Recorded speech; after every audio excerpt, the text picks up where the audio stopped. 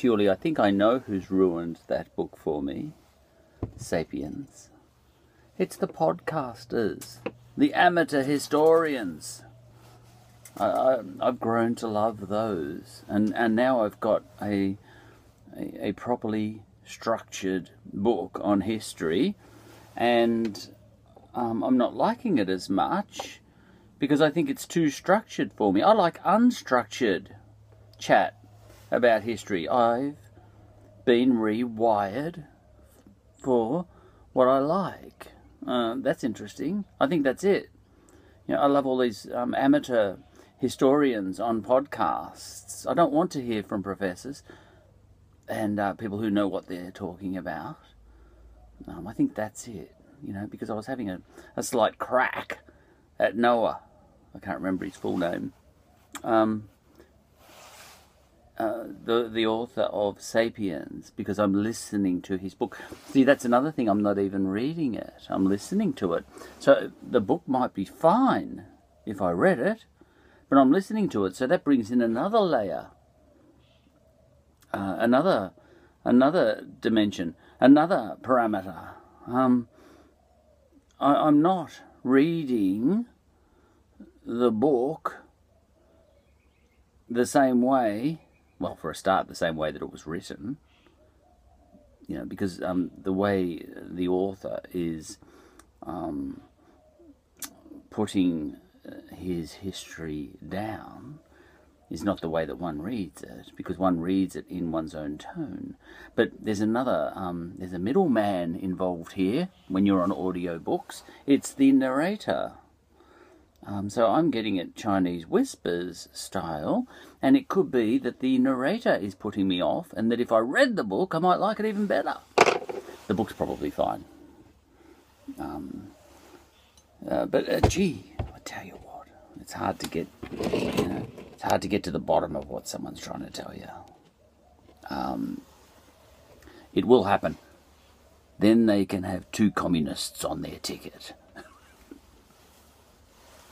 I've got texts that come down at the top of my screen as I'm speaking from all my friends. You know, he's talking about the US election. God knows what he's talking about. I kind of do.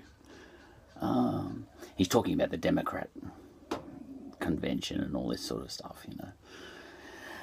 Anyway, oh yeah, we were talking about Joe Biden in texts. You know, because he makes me cringe when he talks about black people. Every time he talks about black people or brown people or whatever, I go, oh, leave it to your vice president in waiting, will you? Because she is brown, you know. But when it comes from you, Joe Biden, it doesn't come off right. You know, you're not a rapper. You're like me. Don't try and be a rapper. Don't try and be black, you know. Doesn't work. You know, what did he say the other day, Joe Biden? Today, you know, because he picked Kamala Harris as his running mate. She's brown and she's female, so that's fantastic, you know. And he repeated the Hillary speech, you know, because when Hillary said, do you remember that band? But I think that was talking about Edmund Hillary. But anyway, I'm on the drug that killed River Phoenix. Greg the Stop Sign. Tism. What a great band. Anyway, Joe Biden, he thought he'd pull that card out that Hillary played, you know, when she became the Democrat nominee in the previous election and did such a great job. Oh my God, Hillary. Thank God she didn't get in. And thank God Trump didn't get in either. Oh God, he did. One of them had to. Anyway, Hillary. Oh yes, she said, I think she said something like, this gives young girls hope. You know, young girls all over the country hope, you know, that they too, you know, can aspire to be the president. She got booted from the whole process in ignominious circumstances. So we haven't got an Indira Gandhi moment yet. You know, we haven't got a Julia Gillard moment yet in America. We haven't got a Margaret Thatcher moment yet. We haven't got a Jacinda Ardern moment yet, you know. So we'll have to wait for that one. So yeah, if little girls, little white girls like Hillary all over the country were taking great heart in Hillary having become the Democrat nominee to go up against Trump, gee, they must have felt smashed, mustn't they, when she lost the unlosable, like John Hewson did once in the sweetest victory of all. Paul Keating. Have a listen to that speech. 1993, Paul Keating. You couldn't have a speech like that now. Paul Keating. I like Labor leaders for moving the country forward in a certain way, more than I like Liberal leaders in this country. Paul Keating, that speech is wonderful, 1993. And he said, never again, you know, will Australia ever put up with someone trying to divide us again. Now, this was in the era before social media. He didn't know social media was coming. We ended up divided after all. So divided, you couldn't even have that speech anymore. Things have gone pear-shaped for Paul and his dream. We've gone backwards, I think, and mainly because of social media. And he brought in other reforms too. Yeah. He floated our dollar. That worked. That was good, actually. Opened us up to globalisation. But another one, and it did work, you know. It's got hairs on it, but what hasn't? Even woolly mammoths have got hairs on them. And look what happened to them. Yeah. But what's the other thing he did? Oh, superannuation. He brought in superannuation reforms. But then this COVID-19 came along, coronavirus, and everyone pulled it out again. We're in the shit again in about 20 years or 30 years.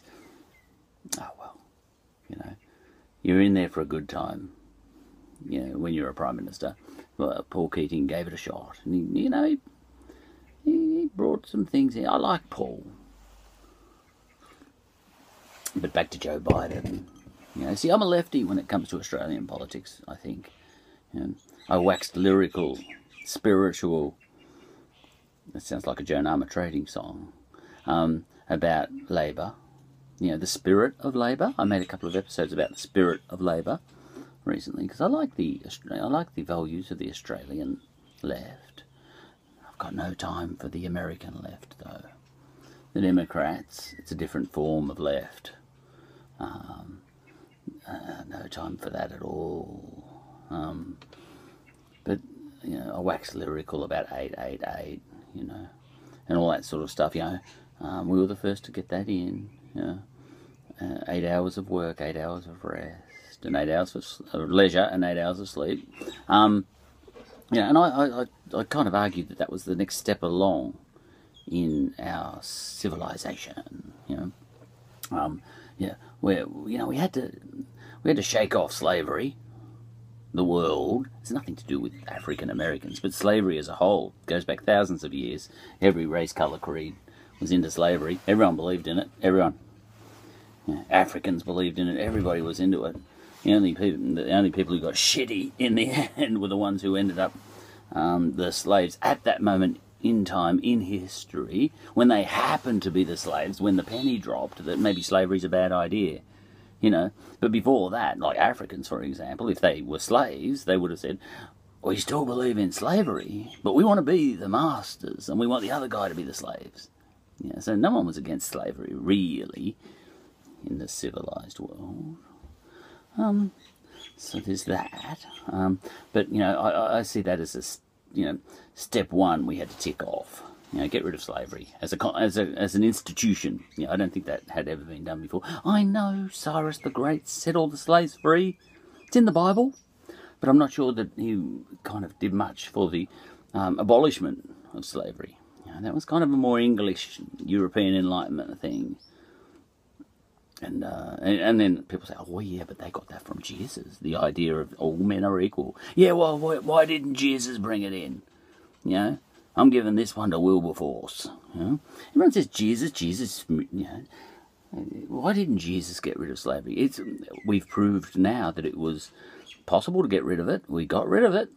You know, we got other forms of slavery, but you know, the pure slavery where you own someone's soul, we got rid of that. And people say, oh, yeah, but you French Enlightenment thinkers, you're so secular, but you only got those ideas from Jesus anyway. I say, yeah, well, why didn't Jesus get rid of slavery? You know, walking around saying, there will be poor always. It's just something you have to live with. That's Jesus, you know. And then later on, you know, maybe in 100 years we'll eliminate poverty, you know, like we're trying to eliminate racism now. People say, oh, yeah, but you got that idea from Jesus. The fact that all people are equal and we should get rid of poverty. Yeah, well, why didn't Jesus get rid of it? You know, he was a god. You know, why wasn't he even an activist for it? In fact, he was an appeaser. You know, he took all those oils from Mary Magdalene and said, oh, oil my feet, baby. You know, he really did, in a manner of speaking. Rub my feet, he said to Mary Magdalene. He just did. Think about it. He's sitting there and, you know, Judas was it, you know, no, what are you getting oils from a prostitute for and all this sort of stuff, you know? And he's going, hey, there'll always be poor people. You know, because Judas said, why don't you divert those funds for those expensive oils to the poor? And he said, hey, Judas, a prostitute here. You know, she's going to rub my feet. Is this a boys' club or not? You know, us blokes all together. Judas. You know, so he said to Mary, Mary, rub my feet. Lift the hem of my cloak. Literally, that's what would have had to happen. I'm not being disrespectful.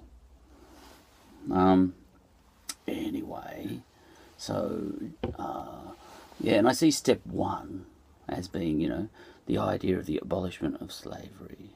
Look, probably step one was inventing fire. And step two was Greek thought or something, you know, things like that. There's been steps along the way. Step three was Jesus, you know. But, you know, eventually the penny dropped, let's get rid of slavery. You know, and then Africans picked up, you know, African Americans picked up on that. You know, Martin Luther King, after the Europeans thought of that, Martin Luther King said, you know, the great plagiarist. It's on his file. You know, go to the US Congress, bloody U-Butte 176 library, whatever, 1776, whatever, and grab Martin Luther King's thesis, you know, that made him a doctor. He's a plagiarist. Anyway, and Martin Luther King, I have a dream, you know. And he got that from the French Enlightenment and the English Enlightenment and the Scottish Enlightenment thinkers and all that sort of stuff. It wasn't his dream. He's plagiarising in a nice way. He got the results, so good on him. I'm a fan of Martin Luther King. I don't care if he's a liar and a cheat, you know, as long as you get the right results. You've got to be Machiavellian about this stuff. And then they, in turn, got it from Jesus. Martin Luther King, you did not have that dream. Jesus had that dream, you know. But anyway, so Joe Biden. Yes, so you get this level one where, you know, the penny drops for the human race. Let's invent fire. Well, that was another one. Let's invent the wheel. Oh, that's another one, you know. Let's invent the boomerang. Let's invent the F-18A Hornet. My mum, you know, she says, the boomerang, think about it, it's amazingly aerodynamic, you know, like it's a really, she says, she loves indigenous stuff, and she says, it's just amazing that, you know, the boomerang comes back, you know, my boomerang will come back, my boomerang will come back, I practiced till I was black in the face, waved the thing all over the place, big disgrace to the Aboriginal race, my boomerang will come back. Bad song. Came down from Megathera in a burnout blue SJ. Oh dear. Anyway, I'm glad we left the 70s behind, or the 80s. No good. So, slavery. Yes. Oh, yes, boomerangs. Joe Biden. Yeah. Boomerangs. You know, so I said to my mum, I was in a smartass. It's her fault. She made me Irish. It's only because this is not a social commentary. It's a comedy, all right? This whole thing's a comedy. I'm joking. But she said, you know, boomerangs, they come back. And I say, well, so do F-18A Hornets. And you got no idea how many kangaroos those things can kill. Yeah, and this is what I said to her. Put a boomerang on the tarmac. You know, let's go down to, you know, Avalon. And, you know, an Air Force base somewhere. And we'll just place a boomerang on the tarmac. We'll look at it and consider it and say, not bad. Not a bad weapon. Good invention. And then we'll park an F-18A Hornet. Is that a plane? I think it is. We'll put an Apache helicopter next to that boomerang. Yeah? And we'll say, right, let's go kill some kangaroos. Weapon of choice. Well, I'd be jumping in the helicopter, you know. We use helicopters to cull kangaroos. We'll kill millions of them. Yeah. In the now this could be an initiative actually. You know, we get the helicopters out in the outback. You know, we get with a rifle. Pew, pew, pew. What I think we need to do is get an Apache helicopter.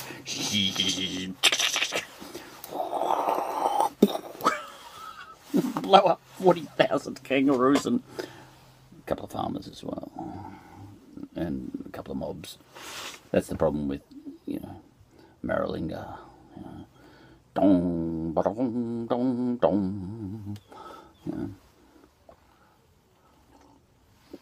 Anyway, but slavery level 1. Get rid of it. But slavery level 2, you can get rid of that too.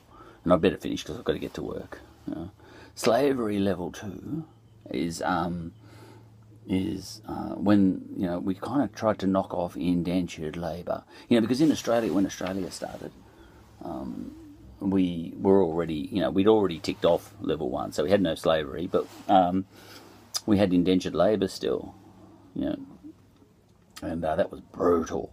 In fact, you'd rather be a house slave on a cotton field in America on some occasions, or a house elf working for Mr. Crouch in Harry Potter, than you would want to be an indentured, you know, a Pacific Islander dragged away from your island, blackbirded, no chance of getting back. You're not a slave, but you're an indentured labourer. You still got your soul, but you're an indentured labourer, and you've essentially had your soul ripped out anyway. You know, who'd want to be that? You know.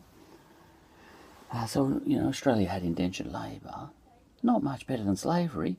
Better in an extremely deep way on a spiritual level. You know, another man doesn't own your soul. You know, that's brutal. That's why America can't get over its black thing at the moment. You know, but we had ticked off slavery. We were into indentured labour, so we got more chance of reconciliation.